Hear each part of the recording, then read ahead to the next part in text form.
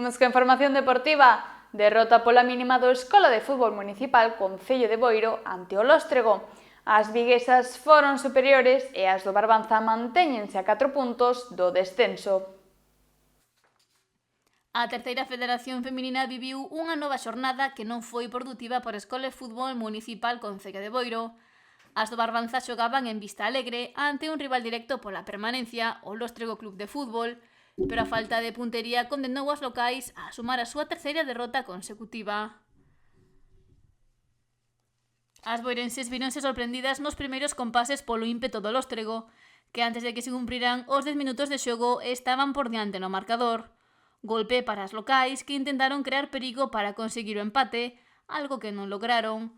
Pero as viguesas, que lle tomaron ben a medida as xogadoras de Miguel Ángel Ramos, dobraron a súa vantaxe no minuto 29, 0-2 co que se chegou ao descanso.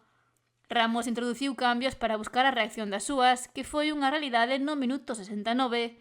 Laura Santos non errou e definiu a fondo da portería rival para poñer o 1-2 no marcador. As boirenses querían o empate, pero a defensa do Lóstrego e a falta de puntería evitou que as locais puderan sumar un punto nesta novena xornada da Liga.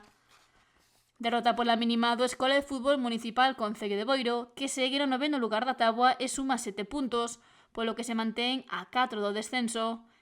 Esta fin de semana non haberá competición, que regresa o 7 de decembro para as boirenses co duelo no que se medirán o Bergantiños, terceiro clasificado.